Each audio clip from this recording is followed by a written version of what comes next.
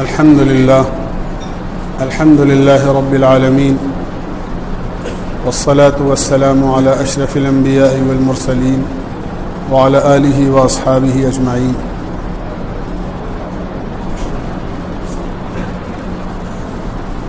دوستو بزرگو،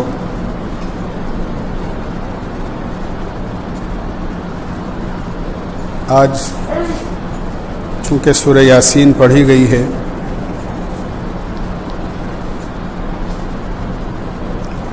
اس لیے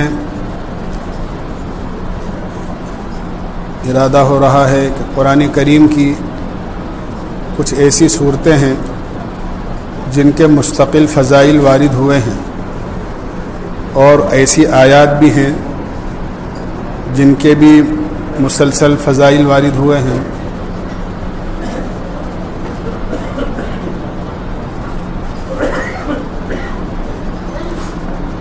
وہ ہمارے ذہن میں رہیں، معلوم ہو جائے تو اچھی بات ہے. اس لیے سورہ یاسین کے ساتھ ساتھ دوسرے جو صورتیں ہیں یا آیتیں ہیں ان کے فضائل کی طرف معمولی اشارہ کروں گا، تاکہ موقع محل کے اعتبار سے ہم اس کو اپنا معمول بنائیں. قرآن کریم کی پہلی صورت سورہ فاتحہ ہے. سورہ فاتحہ مقدس صورت ہے اور نماز کی ہر رکعت میں پڑھی جاتی ہے. سارے قرآن کریم کا خلاصہ ہے. آپ نے فرمایا سورہ فاتحہ ہر بیماری کی شفا ہے. اسی طرح صحابہ کے واقعات ہیں، احادیث میں ملتے ہیں. صحابہ کی ایک جماعت ایک مرتبہ ایک مقام پر رکی. اس گاؤں میں اور اس بستی میں ایک آدمی کو کسی زہریلے جانور نے، سانپ یا بچھو نے کاٹ لیا. وہاں کے لوگ صحابہ اکرام کی اس جماعت کے پاس آئے کہ تم میں کوئی اس کا زہر اتارنا یا دم کرنا جانتا ہو تو ہمارے کسی آدمی کو سانپ نے کاٹ لیا ہے. تو ایک صحابی گئے اور جا کر دم کر کے آ گئے. اللہ نے اس کو اچھا کر دیا. انہوں نے ایک بکری بھی ہدیے میں دی ان کو. یہ جب مدینہ منورہ پہنچے، اللہ کے نبی علیہ الصلاۃ والسلام سے پورا واقعہ سنایا، کارگزاری ہوئی. آپ نے ان سے پوچھا کہ تم نے کیا پڑھ کر دم کیا تھا؟ انہوں نے کہا اللہ کے نبی مجھے کچھ اور تو آتا نہیں تھا، میں نے تو سورہ فاتحہ پڑھ کر دم کر دی. آپ نے فرمایا سورہ فاتحہ ہر بیماری کی شفا ہے. علماء نے لکھا ہے کہ 7 مرتبہ سورہ فاتحہ پانی پر دم کر کے پی لیا جائے اور اس کو پیا جائے تو اللہ تعالیٰ بیماری سے شفا عطا فرما دیتے ہیں. سورہ فاتحہ اللہ کے نبی کو عرش کے نیچے کے خاص خزانے سے ملی ہے. چنانچہ مسلم شریف کی روایت ہے، اللہ کے نبی علیہ الصلاۃ والسلام نے صحابہ سے فرمایا آج آسمان کا وہ دروازہ کھلا ہے جو آج سے پہلے کبھی نہیں کھلا تھا. اس میں سے ایک فرشتہ نازل ہوا ہے، وہ فرشتہ آج سے پہلے کبھی زمین پر نہیں اترا تھا، اور اس نے آ کر 2 نوروں کی بشارت دی ہے کہ آپ کو اللہ کی طرف سے 2 نوروں کی بشارت ہے، ایک سورہ فاتحہ اور ایک سورہ بقرہ کا آخری رکوع. ان کو نور اس لیے کہا ہے کہ یہ اپنے پڑھنے والے کے لیے قیامت میں نور کا اور روشنی کا سبب بنے. اور فرشتے نے اس کی خوشخبری یہ کہہ کر دی ہے کہ آپ سے پہلے کسی نبی کو یہ نعمتیں نہیں ملی تھی جو آپ کو اللہ نے خاص خزانے سے عطا فرمائی. وہ سورہ فاتحہ بھی قرآن کریم کی مقدس صورتوں میں سے ہے. دوسری صورت سورہ بقرہ ہے. سورہ بقرہ کے سلسلے میں روایتوں میں آتا ہے کہ سورہ بقرہ کا پڑھنا نعمت ہے، رحمت ہے، برکت ہے، اور اس کا چھوڑ دینا حسرت ہے اور نقصان کا سبب ہے. اور پھر فرمایا کہ سورہ بقرہ کے پڑھنے والے پر اہل باطل قابو نہیں پا سکتے۔ علماء نے لکھا ہے کہ قابو پانے کا مطلب یہ ہے کہ جادو کا اثر سورہ بقرہ پڑھنے والے پر نہیں ہو سکتا۔ اللہ تعالیٰ نے جادو سے حفاظت سورہ بقرہ میں رکھی، لیکن ساتھ ساتھ یہ بھی سمجھ لینا چاہیے کہ سورہ بقرہ پڑھنا چاہیے، پڑھوانا نہیں چاہیے، دونوں میں بڑا فرق ہے۔ ہم لوگ پڑھتے نہیں ہیں، کسی پڑھنے والے کو بلا کر یہ سمجھتے ہیں کہ گھر میں سورہ بقرہ پڑھوا لی جائے اور جو برکتیں سورہ بقرہ کی وہ ہمیں حاصل ہو جائیں۔ ایسا نہیں، جیسے بیمار کو دوا خود کھانی پڑتی ہے ایسے ہی خود پڑھنا ہے اصل، تبھی فائدہ ہوتا ہے۔ کسی دوسرے کو بلا کر پیسے دے کر یا کھانا کھلا کر یا ہدیہ دے کر سورہ بقرہ اگر ہم پڑھوا کر وہ برکتیں حاصل کرنا چاہیں تو نہیں ہو سکتی۔ سورہ بقرہ خود پڑھنا چاہیے۔ اگر پوری نہیں پڑھ سکتے تو فرمایا 10 آیتوں کا پڑھنے کا اہتمام تو کرنا ہی چاہیے۔ حضرت عبداللہ ابن مسعود رضی اللہ عنہ فرماتے ہیں کہ سورہ بقرہ کی 10 آیتیں جو آدمی اپنے گھر میں رات کو پڑھ لیتا ہے، اللہ تعالیٰ پوری رات اس گھر کی ایسی حفاظت فرماتے ہیں کہ نہ تو کوئی جن، نہ کوئی شیطان، نہ کوئی بیماری، نہ کوئی رنج، نہ کوئی تکلیف، کوئی الا بلا اس میں گھر میں داخل نہیں ہو سکتی۔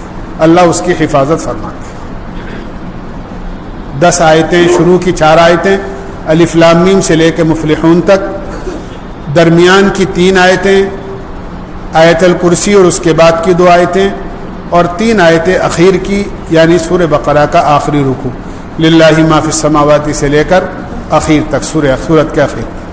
یہ 10 آیتیں جو پڑھنے کا رات کو اہتمام کرے گا، اللہ تعالیٰ اس کے گھر کو ہر قسم کی آفات سے، ہر قسم کی رنج اور غم سے، ہر قسم کی دکھ اور بیماری سے اللہ اس کو محفوظ فرما لے گا۔ اس لیے سورہ بقرہ بھی بہت عظیم الشان سورت ہے۔ خاص طور سے اس میں جو آیت الکرسی ہے وہ تو قرآن کریم کی سب سے مقدس آیت ہے۔ حضرت ابی بن کعب رضی اللہ عنہ سے اللہ کے نبی علیہ الصلاۃ والسلام نے ایک مرتبہ پوچھا۔ ابی بن کعب وہ صحابی ہیں اللہ کے نبی علیہ الصلاۃ والسلام کہ ان صحابہ میں سے ہیں جو قرآن کے ماہرین میں سے تھے، بلکہ قرآن کے سب سے بڑے ماہر ابی بن کعب تھے۔ ابی بن کعب، حضرت عمر رضی اللہ عنہ نے اپنے زمانے میں جب لوگوں کو دیکھا کہ مسجد نبوی میں الگ الگ لوگ قرآن سن رہے ہیں تو آپ نے ابی بن کعب ہی کو امام بنا کر سارے لوگوں کو مسجد میں ایک امام کے پیچھے جمع کیا تھا، کیونکہ یہ قرآن کریم کے سب سے زیادہ ماہر تھے۔ اللہ کے نبی علیہ الصلاۃ والسلام کو نماز پڑھتے ہوئے بھول ہو گئی، پیچھے سے کسی نے لقمہ دیا۔ اللہ کے نبی علیہ الصلاۃ والسلام نے پوچھا کس نے بتایا تھا؟ ابی بن کعب نے کہا اللہ کے نبی میں نے بتایا تھا۔ آپ نے فرمایا تمہارے قرآن پر مہارت کی وجہ سے مجھے تمہارے بارے ہی میں گمان تھا کہ تم ہی نے بتایا ہوگا۔ بہرحال اللہ کے نبی نے ان سے پوچھا کہ قرآن کریم کی سب سے محترم بالشان اور سب سے مقدس آیت کون سی ہے؟ تو ابی بن کعب کہنے لگے اے اللہ کے رسول، اللہ اور اس کے رسول ہی زیادہ جانتے ہیں۔ لیکن جب آپ نے اصرار کے ساتھ پوچھا تو کہنے لگے اللہ کے نبی آیت الکرسی ہے۔ فرمایا اے ابن المنذر، اللہ تعالیٰ تمہارے علم میں برکت فرمائے، قرآن کریم میں قرآن کریم میں آیت الکرسی سے زیادہ مقدس آیت کوئی نازل نہیں۔ تو سورہ بقرہ کی آیت الکرسی تو بہت ہی محترم بالشان ہے، اس کو پڑھنے کا اہتمام کرنا چاہیے۔ روایتوں میں آتا ہے جس رات میں آیت الکرسی پڑھ لی جاتی ہے، اگر رات میں انتقال ہو جائے اور زندگی کا وقت پورا ہو جائے تو اللہ تعالیٰ بغیر شہادت کے اس کا نام شہیدوں میں لکھ دیتے ہیں، شہادت کا درجہ اللہ عطا فرما دیتے ہیں۔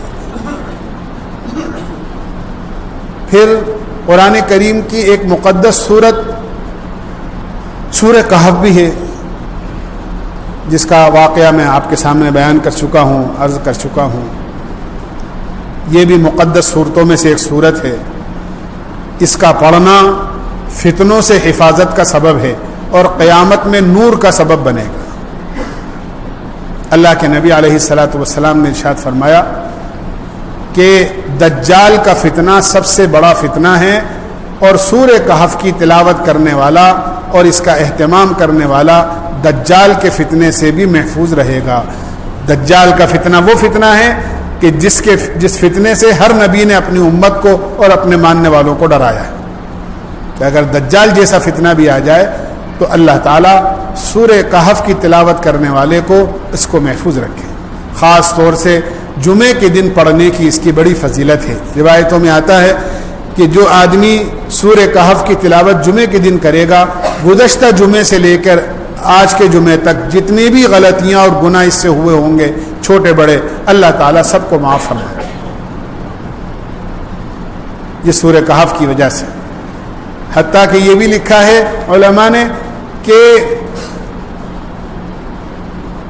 سورہ کہف پڑھنے کے بعد میں آنے والے جمعے تک جتنے فتنے آئیں گے کسی بھی قسم کے ہوں، سورہ کہف کی تلاوت کرنے والے کو اللہ ہر فتنے سے محفوظ کرے گا۔ دنیا میں قیامت سے پہلے، اور آج کل تو فتنوں کا زمانہ ہے، رات دن فتنے، اور قیامت سے پہلے تو ایسے آئیں گے جیسے بارش کے قطرے یکے بعد دیگرے مسلسل اترتے ہیں، جیسے کڑی سے کڑی زنجیر کی ملی ہوئی ہوتی ہے، ایسے فتنے آسمان سے نازل ہوں گے، اور اللہ سورہ کہف کی تلاوت کرنے والے کو ہر فتنے سے محفوظ رکھے۔ اس لیے اس کے پڑھنے کا بھی ہمیں اہتمام کرنا چاہیے، خاص طور سے جمعے کے دن آدمی کوئی بھی وقت نکال کر اس کے پڑھنے کا اہتمام کرے۔ اس سے آگے بڑھ کر سورہ یاسین ہے جو قرآن کریم کا دل ہے۔ آپ نے فرمایا ہر چیز کا ایک دل ہوتا ہے، اور سورہ یاسین قرآن کریم کا دل ہے۔ ایک روایت میں آتا ہے جس نے سورہ یاسین کو پڑھا اس کو ایک مرتبہ پڑھنے کی وجہ سے 10 قرآن پڑھنے کا ثواب ملے گا، ایک دفعہ پڑھنے کی۔ اللہ کے نبی علیہ السلام نے ارشاد فرمایا جو آدمی صبح کو سورہ یاسین کی تلاوت کر لیتا ہے اللہ تعالیٰ اس کے دن بھر کے کاموں کو بنانے کی ذمہ داری لے لیتی ہے۔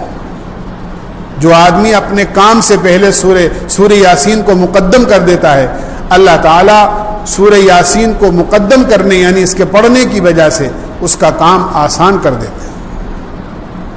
بہت ساری فضیلتیں ہیں۔ آپ نے فرمایا کسی عورت کے بچہ پیدا ہونے میں تکلیف ہو رہی ہو، درد ذہ ہو رہا ہو اور بچہ پیدا نہیں ہو رہا ہو، اس کے پاس بیٹھ کر سورہ یاسین پڑھی جائے اللہ تعالیٰ اس کی ولادت میں آسانی پیدا کر دیتا۔ کوئی آدمی بھوک کی حالت میں پڑھے تو اللہ تعالیٰ اس کی بھوک کو دور کر دیتے ہیں۔ کہیں کھانا کم ہو جانے کا اندیشہ ہو اور کھانے کے قریب بیٹھ کر سورہ یاسین پڑھی جائے اللہ تعالیٰ کھانے میں اتنی برکت پیدا فرما دیتے ہیں جو سارے کھانے والوں کو کافی ہو جائے۔ کوئی آدمی راستہ گم ہو جائے اور سورہ یاسین پڑھے اللہ تعالیٰ اس کی رہبری فرما دیتے ہیں اور آسانی کے ساتھ وہ اپنی منزل پر پہنچ جاتا ہے۔ سورہ یاسین کو معمہ بعض روایتوں میں کہا گیا ہے، بلکہ توریت اور انجیل میں اس کا نام معمہ یعنی اپنے پڑھنے والے کے لیے بھلائیوں کو عام کرنے والی، جو اس کو پڑھے گا اس کے لیے بھلائیاں عام ہو جائیں گی۔ آپ نے اس بات کی خواہش کا اظہار فرمایا ہے میرا دل چاہتا ہے کہ سورہ یاسین میرے ہر امتی کے دل میں ہو۔ اس لیے میں ہمیشہ عرض کرتا ہوں کہ سورہ یاسین کو پڑھنے کی کوشش کرنا چاہیے، اہتمام کرنا چاہیے، اور اللہ توفیق دے تو اس کو حفظ یاد کرنے کی کوشش کرنا چاہیے۔ سورہ یاسین کا پڑھنا حتیٰ کہ فرمایا اپنے مردوں پر اس کو پڑھا کرو۔ اگر کوئی آدمی نزع کی تکلیف کے اندر ہو اور جان نہیں نکل رہی ہو اور بڑی تکلیف کا عالم ہوتا ہے اس وقت میں، اگر اس کے پاس بیٹھ کر سورہ یاسین پڑھی جائے تو اللہ تعالیٰ اس کی نزع کی تکلیف کو آسان فرما دے۔ اس لیے سورہ یاسین کے پڑھنے کا بھی اہتمام کرنا چاہیے۔ اسی طرح اس سے آگے سورہ واقعہ ہے۔ اللہ کے نبی علیہ الصلاۃ والسلام نے ارشاد فرمایا سورہ واقعہ یہ روزی کی برکت والی صورت ہے، جو آدمی اس کا اہتمام کرے گا اللہ اس کے گھر میں لم یصبہ فاقہ، حدیث میں آتا ہے جو سورہ واقعہ کے پڑھنے کا اہتمام کرے گا اس کو کبھی فاقہ نہیں پہنچے گا، کبھی اس کے گھر میں رزق کی تنگی نہیں آئے گی۔ حضرت عبداللہ ابن مسعود رضی اللہ عنہ بڑے درجے کے صحابی ہیں، وہ بیمار تھے. حضرت عثمان غنی رضی اللہ عنہ کا زمانہ تھا. حضرت عثمان غنی رضی اللہ عنہ عیادت کے لیے تشریف لائے. پوچھا کیا حال ہے؟ ما تشتکی، کیا پریشانی ہے؟ کہنے لگے ذنوبی، میں تو اپنے گناہوں سے ڈر رہا ہوں، مجھے جو تکلیف ہے وہ اپنی گناہوں کی ہے کہ اللہ میرے گناہوں کو معاف کر دے، اس بات کی فکر ہے. پوچھا ما تشتہی، کیا چاہتے ہو آپ؟ کہا رحمت ربی، اپنے رب کی رحمت کا امیدوار ہوں. پھر کہنے لگے کہ اچھا کسی ڈاکٹر اور علاج کرنے والے کا، حکیم صاحب کا انتظام کر دوں تاکہ آپ کی بیماری دور ہو جائے. تو فرمانے لگے الطبیب امرضنی، کہ مجھے جو میرا ڈاکٹر ہے اور میرا جو حکیم اور معالج ہے اسی نے مجھے بیمار کیا ہے. گویا اشارہ تھا اس بات کی طرف کہ بیماری اللہ ہی کی طرف سے آئی ہے اور اللہ چاہے گا تو اللہ ہی میری بیماری کو دور کر دے گا. حضرت عثمان غنی رضی اللہ عنہ فرمانے لگے کہ آپ کے لیے کوئی ہدیہ، کوئی وظیفہ بیت المال سے بھیج دوں؟ فرمانے لگے مجھے اس کی ضرورت نہیں ہے. حضرت عثمان رضی اللہ عنہ نے فرمایا آپ کے نہیں تو بعد میں آپ کی بچیاں ہیں کئی، ان کے کام آ جائے گا. فرمایا میری بچیوں کو بھی اس کی ضرورت نہیں ہے، اور اس لیے ضرورت نہیں ہے کہ میں نے جناب رسول اللہ صلی اللہ علیہ وسلم سے سنا ہے کہ جو سورہ واقعہ کو رات کو پڑھنے کا اہتمام کرے اپنے گھر میں، اس کے گھر میں فاقہ اور روزی کی تنگی نہیں آ سکتی، اور میری ساری بچیاں سورہ واقعہ کو پڑھنے کا اہتمام کرتی ہیں. اللہ تعالیٰ نے یہ برکت سورہ واقعہ میں رکھی ہے. مغرب کی نماز کے بعد سے لے کر سونے سے پہلے تک جب بھی آسانی ہو، مغرب بعد موقع مل جائے، مغرب بعد عشاء بعد مل جائے، سونے سے پہلے جب بھی آسانی ہو سورہ واقعہ کو پڑھیں گے انشاءاللہ اللہ تعالیٰ روزی کے اندر برکت پیدا فرمائے. اسی طرح سورہ حشر کی آخر کی 3 آیتیں ہیں، بڑی عظیم الشان. روایت میں آتا ہے کہ اگر کوئی آدمی رات کو اور اسی طرح کوئی آدمی صبح کو اعوذ باللہ السمیع العلیم من الشیطان الرجیم پڑھ کر 3 مرتبہ هو اللہ الذی لا الہ الا هو عالم الغیب والشہادہ سے لے کر سورت کے اخیر تک یہ 3 آیتیں ہیں کہ ان کو پڑھنے کا 3 دفعہ اہتمام کر لے، 3 دفعہ پڑھ لے اعوذ پڑھ کر. اگر شام کو پڑھے گا تو صبح تک، اور صبح پڑھے گا تو شام تک 70,000 فرشتے اللہ مقرر کر دیتے ہیں جو اس کے لیے رحمت اور مغفرت کی دعا کرتے رہتے ہیں. 70,000 فرشتے اس کے لیے رحمت اور مغفرت کی دعا کرتے رہتے ہیں اگر 3 دفعہ ان آیتوں کو رات کو پڑھ لیا جائے یا 3 دفعہ صبح پڑھ لیا جائے. اسی طرح سورہ تبارک الذی اور سورہ ملک ہے جس کو جہنم اور قبر کے عذاب کی حفاظت میں بڑا دخل حاصل ہے. اللہ کے نبی علیہ الصلوۃ والسلام نے ارشاد فرمایا قرآن کریم کی ایک صورت ایسی ہے جس میں 30 آیتیں ہیں، اگر اس سورت کو رات کو پڑھنے کا اہتمام کر لیا جائے تو اس آدمی کو اللہ تعالیٰ قبر کے فتنے سے محفوظ فرما لیتے ہیں، اس کو عذاب قبر نہیں ہو. چنانچہ علامہ ابن کثیر رحمۃ اللہ علیہ نے اپنی تفسیر ابن کثیر کے اندر اس کو نقل کیا ہے کہ ایک آدمی کا انتقال ہوا جو سورہ تبارک الذی اور سورہ ملک پڑھنے کا اہتمام کرتا تھا. کچھ گناہ بھی تھے اس کے گناہوں کی وجہ سے عذاب کے فرشتے اس کے قبر میں آ گئے. یہ سورت پر پھیلا کر ایسے لیٹ گئی میت کے اوپر اور اپنے پڑھنے والے پر جیسے پورے کو ڈھانک لیا ہو، اور عذاب کے فرشتوں کو قبر میں داخل نہیں ہونے دیا. چنانچہ وہ عذاب کے فرشتے اللہ کے دربار میں واپس گئے اور یہ سورت بھی گئی.